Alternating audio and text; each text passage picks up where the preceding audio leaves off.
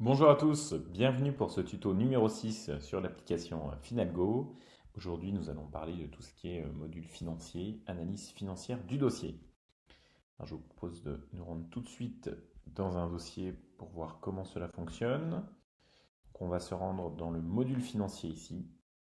On va voir toutes les informations financières sur l'entreprise empruntrice. Alors, le fonctionnement est assez simple sur ce module. Ce qu'on a voulu faire, c'est un fonctionnement très macro et ensuite on peut rentrer dans le détail sur les postes importants. Donc l'idée, c'est qu'au départ, on saisit simplement les grands postes. Et puis quand on a un élément important à remplir, par exemple si sur les stocks, j'ai voulu détailler les différents types de stocks, j'ai cliqué sur ce bouton plus ici pour rajouter une ligne dans les stocks. Alors ça vient s'additionner, c'est-à-dire que c'est vraiment, il est possible par exemple de dire que si j'ai envie d'avoir, si je sais que j'ai à peu près 730 000 euros de stock, je peux très bien avoir 200 000 euros de stock générique que je ne précise pas, et puis le reste que je précise entre stock d'emballage et stock de marchandises. Ce n'est pas le cas sur ce dossier-là, mais ça serait une possibilité.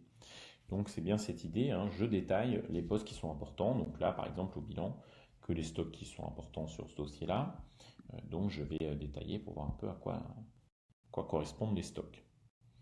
Ça sera la même logique hein, dans tous les écrans. Chose importante ici aussi, on peut rentrer la date du dernier bilan, ce qui permet d'avoir la bonne date de clôture pour analyser les bilans historiques et puis prévisionnels, puisqu'on verra que dans tout ce qui est activité, donc produit, compte de résultat, on va comparer l'historique avec le prévisionnel. Alors à quoi sert de manière un peu plus globale hein, ce module financier? L'intérêt d'analyser chez Chiffre, c'est vraiment de fournir des informations pour que le banquier puisse comprendre le niveau de solvabilité financière de l'entreprise.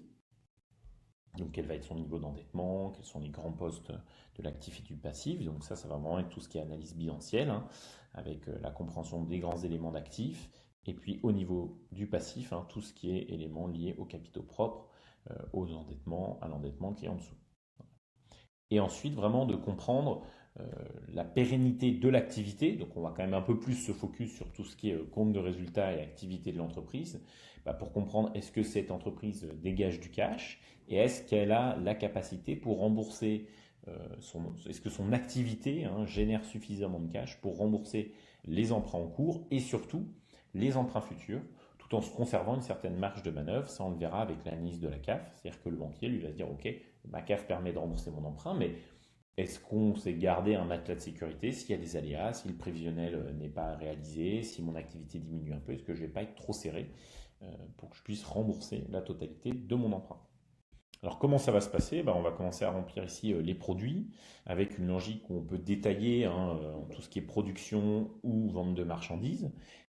Même fonctionnement, hein, soit un fonctionnement très macro où on mange juste les ventes de marchandises au global, soit par exemple ici, donc j'ai simulé un magasin de chaussures, donc avec trois boutiques, et j'ai mis les chiffres d'affaires par boutique.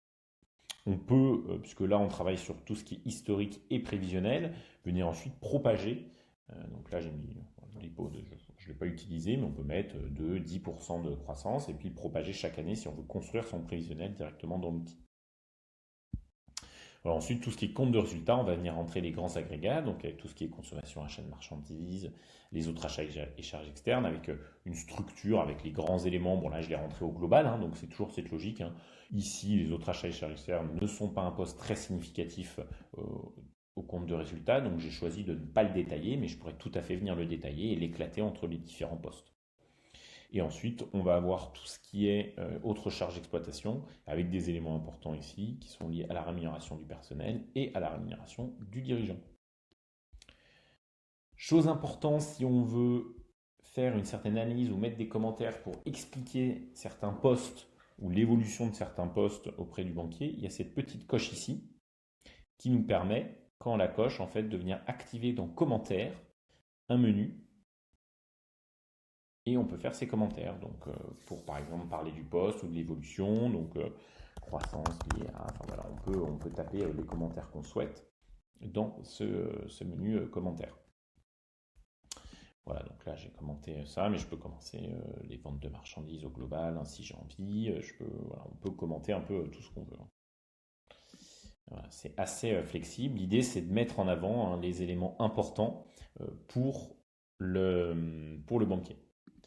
Ensuite, ça va venir nous calculer donc les résultats nets en intégrant les intérêts sur emprunt sollicités. Ça, on le verra sur le tuto numéro 7. Ces éléments-là, en fait, sont directement récupérés du module plan de financement besoins et ressources ici, puisqu'on va solliciter un nouvel emprunt et ça va venir automatiquement calculer les intérêts d'emprunt qui vont venir se remplir ici.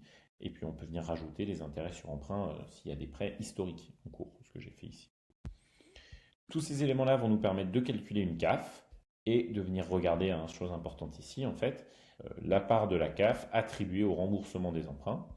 Donc même logique, hein, le remboursement du capital sur l'emprunt sollicité vient se rajouter automatiquement en fonction du module et de l'emprunt qu'on aura sollicité dans besoins et ressources. Donc il y a un genre d'aléa, hein, d'itération qui se fait. Et puis on peut venir ici mettre les remboursements sur emprunt en cours à la main en fonction du plan de remboursement qu'on a déjà établi précédemment. Ce qui me permet de voir hein, la trésorerie restante derrière, une génération de trésorerie et puis un cumul de trésor pour voir comment va évoluer le dossier dans le futur.